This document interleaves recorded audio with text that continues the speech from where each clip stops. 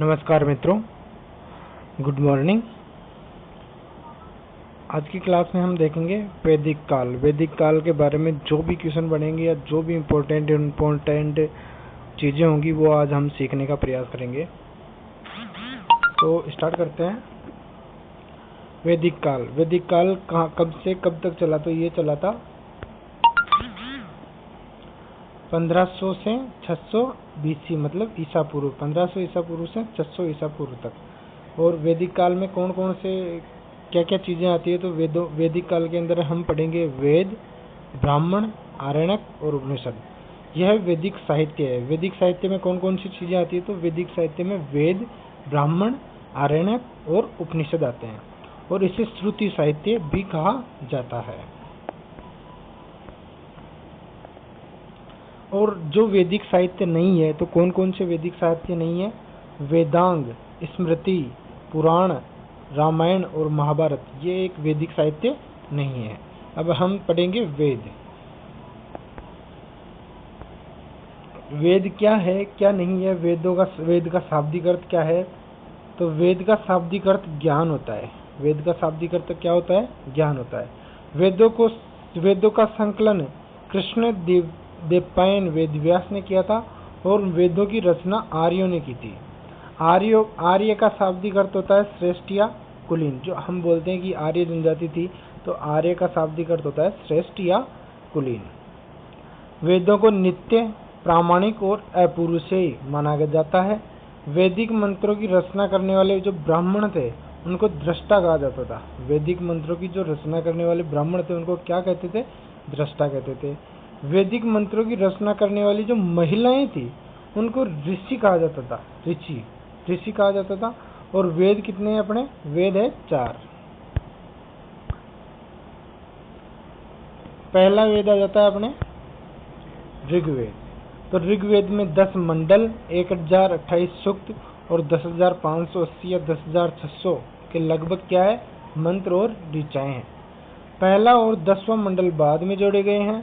दूसरे से लेकर 7वें मंडल को वंश मंडल या परिवार मंडल कहा जाता है। तीसरे मंडल में गायत्री मंत्र पाया जाता है। जो अपन गायत्री मंत्र बोलते हैं ना, वो गायत्री मंत्र ऋग्वेद के कौन से मंडल में है? तो वो ऋग्वेद के 3रे मंडल में है।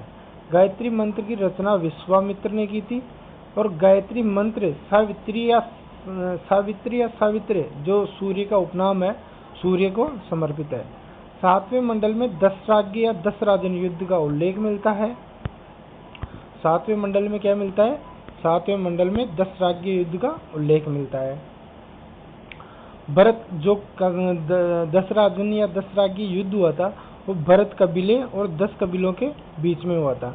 भरत कबीले का जो राजा था वो था सुदास नाम का राजा था, और वहां पर 2 पुरोहित थे। एक तो वशिष्ठ पुरोहित थे और एक विश्वामित्र जी पुरोहित थे। यह युद्ध रावी नदी के तट पर जल के लिए लड़ा गया था। किसके लिए लड़ा गया था? जल के लिए।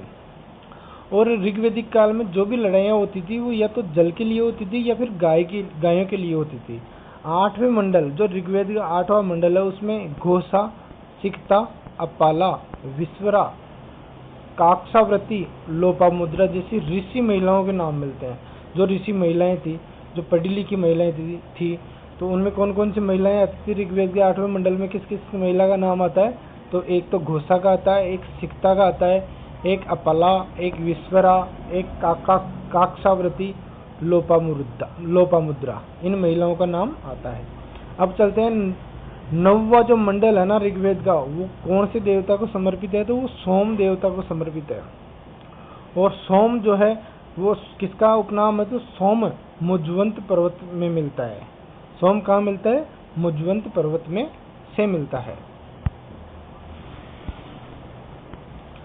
10वें मंडल के पुरुष सूक्त में शूद्र शब्द का उल्लेख है। कौन से शब्द का उल्लेख है? तो शूद्र शब्द का उल्लेख है। और 4 वर्ण है, उनका भी उल्लेख कौन से मंडल में पाया जाता है? 10वें मंडल के पुरुष सूक्त में पाया जाता है। 10वें मंडल के नासदीय सूक्त में निर्गुण भक्ति का उल्लेख पाया जाता है। निर्गुण भक्ति का सर्वप्रथम उल्लेख कहाँ पाया जाता है? ऋग्वेद के 10वें मंडल के नासदीय सूक्त में पाया जाता है। ऋग्वेद के मंत्रों का उच्चारण जो करते थे उनको होत्र कहते थे, और जो उपवेद है ऋग्वेद का उपवेद कौन सा है, तो आयुर्वेद। आयुर्वेद ऋग्वेद का उपवेद है। दूसरा वेद अपने आ जाता है यजुर्वेद। यजुर्वेद इसके दो भाग है, एक तो कृष्ण यजुर्वेद हो गए और एक शुक्ल यजुर्वेद। इसे वाजस्नेयी संहिता भी कहा जाता है। जो यजुर्वेद है इसको वाजस्नेयी संहिता भी कहा जाता है। यह वेद गद्य और पद्य दोनों में मिलता है। इसमें यज्ञ करने की विधियों का उल्लेख है। जो यजुर्वेद है इसमें क्या है, किस चीज का उल्लेख है, तो यज्ञ करने की जो विधियां होती थी कि यज्ञ कैसे किया जाता है, कब किया जाता है, इसका उल्लेख यजुर्वेद में मिलता है। इस वेद में शून्य का उल्लेख भी मिलता है। मंत्र का उच्चारण जो करते थे यजुर्वेद में उनको अथर्वणीय कहते थे, और जो इसका उपवेद है ना यजुर्वेद का, वो है धनुर्वेद। अब आ जाता है सामवेद। सामवेद जो है तो ये संगीत का प्राचीनतम स्रोत है। वैदिक मंत्रों का उच्चारण किया जाता है, इसमें वैदिक मंत्रों का उच्चारण किया जाता है। आगे देखते हैं, वैदिक मंत्रों की उच्चारण बताया गया है और जो उच्च स्वर में गाए जाते थे। भगवान कृष्ण का प्रिय वेद कौन सा था, तो भगवान कृष्ण का प्रिय वेद भी सामवेद था। मंत्रों का उच्चारण करने वाला उद्गाता कहलाता था, और इससे सामवेद का जो उपवेद है वो है गंधर्व वेद। कौन सा वेद है, गंधर्व वेद। आगे चलते हैं, अथर्ववेद। अथर्ववेद अथर्ववेद ये भौतिकवादी वेद है। इसमें जादू टोने टोटके का उल्लेख किया गया है। इसमें चिकित्सा पद्धति और औषधियों का उल्लेख किया गया है। मंत्रों का उच्चारण करने वाला जो अथर्ववेद में मंत्रों का उच्चारण करने वाला था वो बृहस्पति कहलाता था, और इसका उपवेद था वो था शिल्पवेद। अब आ जाता है ब्राह्मण साहित्य। तो ब्राह्मण साहित्य इसमें यज्ञ करने की विधियों का उल्लेख किया गया है। यह गद्य और पद्य दोनों में है ब्राह्मण साहित्य भी। और ऋग्वेद में कौन कौन से ब्राह्मण साहित्य आते हैं, तो वो आते हैं ऐत्रेय ब्राह्मण और कौशिकी ब्राह्मण। और यजुर्वेद में कौन कौन से ब्राह्मण आते हैं, तो वो शतपथ ब्राह्मण और तैत्तिरीय ब्राह्मण यजुर्वेद में आते हैं। अब आ जाता है सामवेद। सामवेद में कौन कौन से ब्राह्मण है, तो एक तो पंचविश ब्राह्मण, एक षड्विश ब्राह्मण और एक है जैमिनीय ब्राह्मण। अथर्ववेद में एक ही ब्राह्मण है, वो कौन सा है, गोपत ब्राह्मण। ये याद रखना चाहिए कि कौन से वेद के ऊपर कौन सा ब्राह्मण लिखा हुआ है, इसलिए इसका अलग अलग उल्लेख किया गया है। अब आ जाता है आरण्यक साहित्य।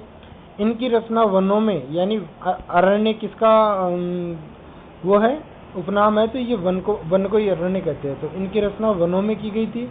विषय वस्तु क्या थी, तो रहस्यात्मक ज्ञान और दार्शनिक तत्व था जो आरण्यक का विषय था। अब आ जाता है उपनिषद।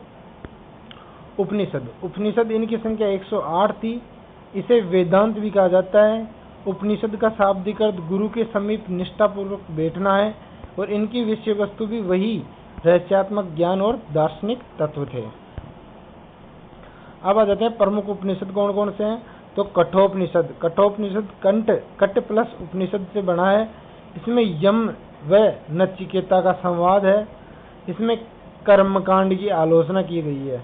जो कठोपनिषद है उसमें कर्मकांड की आलोचना की गई है और ज्ञान मार्ग पर बल दिया गया है।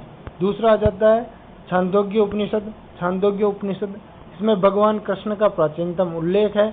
भगवान कृष्ण को देवकी का पुत्र और अंगिरस ऋषि का शिष्य बताया गया है।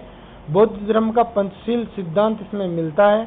भगवान कृष्ण को वृष्णि वंश का बताया गया है। कौन से वंश का बताया गया है भगवान कृष्ण को छांदोग्य उपनिषद में, तो वृष्णि वंश का बताया गया है। आगे आ जाता है अपने बृहदारण्यक उपनिषद। यह सबसे लंबा उपनिषद है। इसमें गार्गी और याज्ञवल्क्य का संवाद मिलता है। दोनों राजा जनक के दरबार में आत्मा पर वाद विवाद करते हैं। आगे आ जाता है जाबाल उपनिषद। ये चारों आश्रमों का उल्लेख मिलता है इसमें। ऐत्रेयी उपनिषद बौद्ध धर्म का अष्टांगिक मार्ग है, उसका उल्लेख ऐत्रेयी उपनिषद में मिलता है। लास्ट में आ जाता है अपने मुंडको उपनिषद। मुंडको उपनिषद में सत्यमेव जयते जो अपने भारत का वाक्य है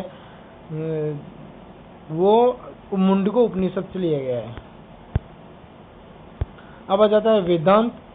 तो वेदांग, वेदांग क्या है? तो वैदिक साहित्य को समझने हेतु इनकी रचना की गई। इनकी संख्या 6 है। तो 6 कौन कौन से हैं? एक तो शिक्षा, व्याकरण, ज्योतिष, छंद, कल्प और निरुक्त। निरुक्त की रचना यास्क द्वारा की गई थी। और व्याकरण जो पाणिनि की अष्टाध्यायी व्याकरण की प्रथम पुस्तक है। जो व्याकरण की प्रथम पुस्तक है वह अष्टाध्यायी पाणिनि की अष्टाध्यायी पुस्तक है। अब आ जाते हैं पुराण। तो पुराण का शाब्दिक अर्थ प्राचीन आख्यान है। पुराणों की संख्या 18 है। पुराणों की रचना लोमहर्ष और अग्निहोत्री ने की थी। अब आ जाता है मत्स्य पुराण। मत्स्य पुराण सबसे प्राचीनतम पुराण है। इसमें शुंग और सातवाहन वंश की जानकारी मिलती है। दूसरा है विष्णु पुराण। इसमें मौर्य वंश की जानकारी मिलती है और इसमें भारतवर्ष का उल्लेख मिलता है। वायु पुराण गुप्त वंश के बारे में जानकारी मिलती है। किससे? वायु पुराण से। मार्कंडेय पुराण इसमें दुर्गा सप्तशती मिलती है। सर्वप्रथम पोजिटर महोदय ने पुराणों के ऐतिहासिक महत्व को बताया था। किसने बताया था? पोजिटर महोदय ने। आगे आ जाती है स्मृति साहित्य। तो मनुस्मृति प्राचीनतम स्मृति है। इसमें सामाजिक नियमों का उल्लेख किया गया है। जर्मन दार्शनिकों निश्चय इसके बारे में यह कहता है कि बाइबल को जलाओ दो और मनुस्मृति को अपनाओ। ये किसने कहा है? तो ये कहा है, किसने कहा है? जर्मन दार्शनिक निश्चय ने कहा है। शुंग और सातवाहन वंश के समय में इसकी मनुस्मृति की रचना हुई थी और इसका टीकाकार भारुचि था। कौन था इसका टीकाकार? भारुचि था। भारुचि, कुल्लक भट्ट, मेघातिथि और गोविंदराज था। याज्ञवल्क्य की स्मृति इसका टीकाकार विश्वरूप, विज्ञानेश्वर और उपरार्क था। अब आ जाती है नारद स्मृति। इसमें दासों की मुक्ति का उल्लेख किया गया है। दासों की मुक्ति का उल्लेख किसमें किया गया है? तो ये नारद स्मृति में क्या किया गया है। अब आ जाता है कात्यायन। इसमें आर्थिक गतिविधियों का उल्लेख किया गया है। आर्थिक गतिविधि का उल्लेख कात्यायन स्मृति में किया गया है। आज की हमारी क्लास यहीं पे समाप्त होती है। इसी प्रकार अगले वीडियो में मिलेंगे फिर किसी नए टॉपिक के साथ। अगर वीडियो अच्छा लगा हो तो लाइक और सब्सक्राइब जरूर करें। धन्यवाद।